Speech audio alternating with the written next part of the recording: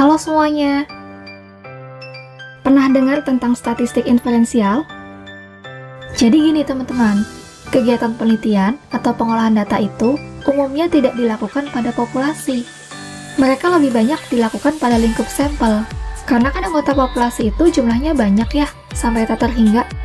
Makanya, statistik inferensial ini lanjutan dari statistik deskriptif yang fungsinya untuk menaksir populasi berdasarkan sampel. Kalian ingat kan istilah statistik dan parameter? Jadi statistik itu adalah data deskriptif yang dihitung dari sampelnya. Contohnya adalah rata-rata dan varian sampel. Sedangkan parameter dihitung dari populasinya.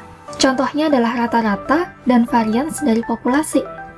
Nah, di statistik inferensial ini, misalnya kita akan menaksir rata-rata dan varians dari populasi berdasarkan rata-rata dan varians dari sampel yang kita ketahui.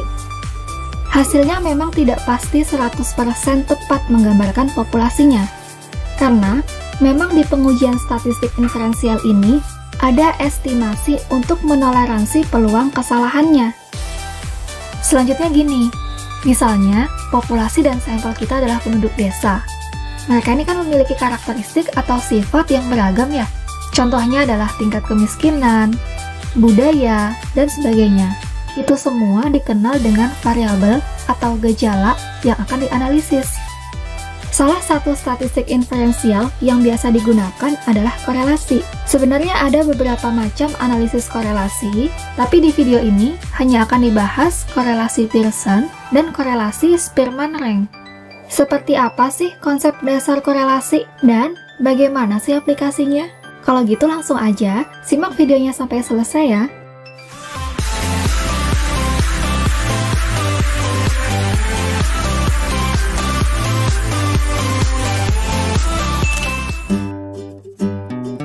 Oke, di sini kita melihat adanya gejala A yang kemudian diikuti munculnya gejala B. Kedua gejala ini berkali-kali muncul bersamaan sehingga pola kemunculannya jadi terlihat beraturan. Misalnya gini deh, ini adalah karyawan di perusahaan X. Mereka memiliki pendapatan masing-masing. Katakanlah variabelnya adalah jumlah pendapatan. Ada variabel lain yang muncul bersamaan, yaitu tingkat konsumsi rumah tangga misalnya. Lalu timbullah pertanyaan, apakah ada hubungan antara jumlah pendapatan dengan tingkat konsumsi? Nah, dengan data dari beberapa karyawan sebagai sampelnya, kita ingin uji hubungan antar dua variabel tersebut, yaitu menggunakan analisis korelasi. Jadi, analisis korelasi ini berfungsi untuk menyelidiki atau menguji ada tidaknya hubungan antar variabel. Analisis korelasi juga untuk mengukur seberapa besar keratan hubungan antar variabelnya. Dalam hal ini, variabelnya adalah jumlah pendapatan dan tingkat konsumsi. Berkaitan dengan tujuan analisisnya, berarti kan antar variabel itu bisa jadi ada korelasi atau ada hubungan dan tidak ada korelasi. Kalau ada korelasi, korelasinya seperti apa? Apakah positif atau negatif? Korelasi positif menunjukkan adanya hubungan yang searah. Semakin besar nilai X, maka semakin besar pula nilai Y. Misalnya korelasi antara kualitas produk makanan dengan minat beli konsumen. Korelasinya positif. Artinya, semakin bagus kualitas makanan, maka akan semakin tinggi minat beli konsumen pada produk makanan. Kalau korelasi negatif menunjukkan hubungan yang berlawanan arah. Semakin tinggi nilai X, maka semakin kecil nilai Y. Misalnya korelasi antara pertumbuhan ekonomi dengan tingkat kemiskinan. Korelasinya negatif ya. Artinya, jika pertumbuhan ekonomi mengalami peningkatan, maka tingkat kemiskinan akan menurun. Pengambilan kesimpulan dari analisis korelasi dapat dilihat dari koefisien korelasinya, atau dinotasikan dengan R kecil. Batas interval koefisien korelasi adalah -1 sampai 1. Kalau korelasinya sama dengan 1 atau -1, itu menunjukkan korelasi yang sempurna antara kedua variabel. Nah, positif dan negatif itu menunjukkan arahnya. Jadi kalau R-nya negatif, maka bentuk hubungannya adalah berlawanan arah. Kalau R-nya positif, maka bentuk hubungannya searah. Sedangkan R sama dengan 0 menunjukkan tidak adanya korelasi. Untuk lebih spesifiknya, jika ingin tahu seberapa erat hubungan antar variabelnya, adalah jika nilai R pada interval 0,01 sampai 0,30 itu menunjukkan korelasi yang lemah. Jika R-nya 0,31 sampai 0,70 menunjukkan korelasi yang cukup atau hubungan moderat. Sedangkan jika R-nya sama dengan 0,71 sampai 0,99 itu menunjukkan korelasi yang kuat antar dua variabel. Korelasi Pearson ini termasuk teknik statistik parametrik. Jadi dia digunakan apabila datanya berskala minimal interval. Nah, kalau parametrik, berarti ada asumsi-asumsi yang harus terpenuhi. Misalnya seperti syarat normalitas data. Ini adalah rumus dari korelasi Pearson. R itu menunjukkan koefisien korelasinya, sedangkan N adalah banyak pengamatan. Kita akan mengkorelasikan antara variabel X dengan variabel Y. Berikut ini adalah hasil survei 6 pegawai perusahaan swasta dengan variabelnya jumlah pendapatan dan tingkat konsumsi. Ada 6 pegawai, jadi di sini kita punya 6 pasang data, N-nya sama dengan 6. Oke, ini rumus korelasi Pearson-nya. Kita akan mulai hitung dari yang bagian atas. N-nya udah diketahui sama dengan 6. Kemudian ini kita kalikan X1 dengan X2. Jadi ini 4,2 dikali 2,4 sama dengan 10,08. Dihitung selanjutnya, kemudian kita jumlahkan. Hasilnya adalah 114,28. Yang bagian sini adalah jumlah dari X1 sama dengan 32,60. Kemudian jumlah dari X2 sama dengan 20,30. Jumlah dari X1 dan jumlah dari X2 dikalikan, hasilnya sama dengan 661,78. Kemudian kita hitung yang bagian bawah. Ini adalah X1 dikuadratkan. Jadi 4,2 dikuadratkan sama dengan 17,64 dan seterusnya. Kemudian kita jumlahkan, hasilnya adalah 190,92. Hasil penjumlahan kuadratnya ini kita kalikan dengan N-nya. Jadi diperoleh 1145,52. Kemudian ini adalah jumlah dari X1 dikuadratkan. Hasilnya 1062,76. Sekarang kita hitung yang bagian X2. Ini variabel X2 kita kuadratkan. Hasilnya ada di kolom yang ketiga ini. Kemudian hasil kuadratnya kita jumlahkan sama dengan 70,65. Kemudian penjumlahan dari kuadratnya ini kita kalikan dengan 6 sama dengan 423,9. Kemudian yang bagian sini, jumlah dari variabel X2 kita kuadratkan. Hasilnya adalah 412,09. Sekarang kita tinggal masukkan ke rumus korelasi Pearson-nya. Nah, ini tadi N-nya sama dengan 6. Jumlah dari X1 dikali X2 sama dengan 114,28. Kemudian jumlah dari X1 dikali jumlah dari X2 sama dengan 661,78. Kemudian yang bagian bawah, jumlah dari X1 kuadrat dikalikan dengan N, hasilnya 1145,52, dikurangi jumlah dari X1 dikuadratkan.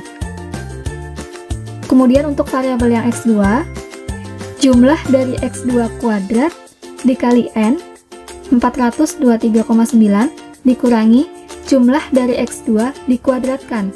Kemudian kita tinggal hitung. Kalau udah, yang bawah ini di akar kuadrat, kemudian dikalikan, sehingga diperoleh 0,764. Ini adalah koefisien korelasinya.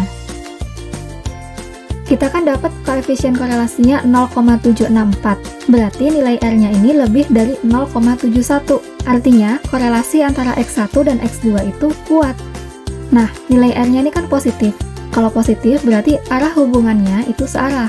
Kemudian tinggal dibuat kesimpulan. Dengan begitu, dapat dikatakan bahwa Jika jumlah pendapatan pada pegawai perusahaan swasta itu tinggi, maka tingkat konsumsinya juga akan tinggi. Sebaliknya, kalau jumlah pendapatannya itu rendah, maka tingkat konsumsinya juga akan rendah. Sampai sini bisa dipahami ya. Berikutnya ada korelasi Spearman-Rank. Yang harus diingat adalah korelasi ini digunakan pada data yang minimal berskala ordinal. Kalau ordinal itu berarti data pada variabelnya berbentuk kategori dengan unsur tingkatan atau ranking. Jadi dia bisa digunakan untuk mengkorelasikan variabel dengan skala ordinal dan ordinal maupun skala ordinal dengan numerik. Karena korelasi ini termasuk statistik non-parametrik, jadi tidak mengharuskan adanya hubungan yang linear antar variabelnya maupun syarat distribusi normal tidak harus terpenuhi.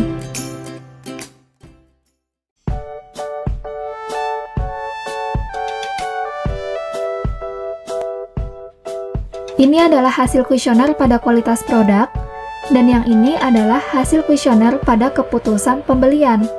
Ada 8 item soal dengan menggunakan skala Likert.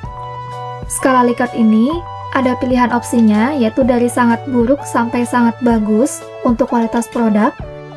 1 itu menggambarkan kualitas produknya sangat buruk, hingga 4 itu kualitas produk sangat bagus.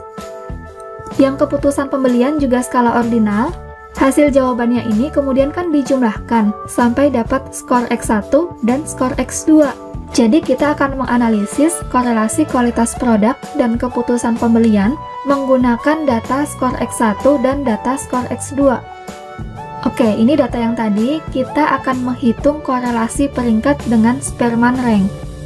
Ini rumusnya untuk korelasi Spearman-Rank. R-nya menunjukkan koefisien korelasi, notasi D itu menunjukkan selisih dari pasangan rank-nya.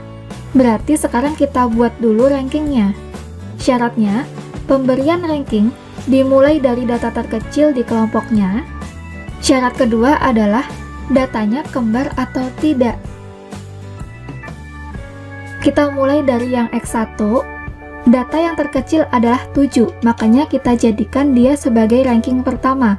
Ranking kedua adalah 8, ranking ketiga adalah 9, ranking keempat adalah 10, ranking kelima adalah 11, dan data berikutnya adalah data 12. Ada 2 data yang skornya sama-sama 12, padahal mereka ini seharusnya ada di ranking ke-6 dan di ranking ke-7. 2 itu karena ada 2 data yang kembar. Hasilnya adalah 6,5, makanya kita masukkan di F 6,5, dan di bagian H juga 6,5. Berarti ranking berikutnya adalah ranking ke-8, yaitu pada data 13. Data 14 ada di ranking 9, dan data 15 ada di ranking 10. Pas ya, ada 10 data. Berikutnya kita buat ranking yang X2. 11-nya ada 2, dia di posisi ranking ketiga dan ranking keempat. Jadi 3 ditambah 4 bagi 2 sama dengan 3,5. Oke ya, berarti yang ada di ranking kelima adalah data 12, ranking ke-6 adalah data 13, ranking ke-7 adalah data 14, ranking ke-8, 9, 10 adalah data 15. Makanya di sini 8 tambah 9 tambah 10 kita jumlahkan dan dibagi 3 karena ada 3 data yang kembar. Sama dengan 9. Kita udah dapat hasilnya. Jadi nilai D ini adalah ranking X1 dikurangin ranking pada X2. 10 dikurangin 9 sama dengan 1, 5 dikurangin 5 sama dengan 0, dan seterusnya.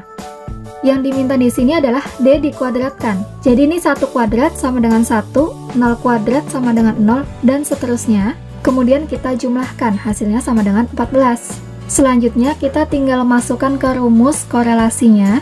6 dikali jumlah dari D kuadrat, N-nya sama dengan 10, 10 kuadrat sama dengan 100, dikurangin 1 sama dengan 99, dikali 10 sama dengan 990. Hasilnya sama dengan 0,9152. Kalau kita perhatikan, korelasinya ini sama dengan 0,9 lebih. Berarti korelasinya termasuk korelasi kuat. Dan nilainya itu positif, makanya dia hubungannya searah. Kemudian di sini tinggal kita buat kesimpulannya. Dengan begitu dapat dikatakan bahwa jika kualitas produknya tinggi, maka keputusan pembeliannya juga akan tinggi. Sebaliknya, jika kualitas produknya itu rendah, maka keputusan pembelian juga akan rendah. Bisa dipahami ya? Sampai sini, terima kasih yang udah menyimak videonya, dan komen di bawah kalau ada yang mau ditanyakan.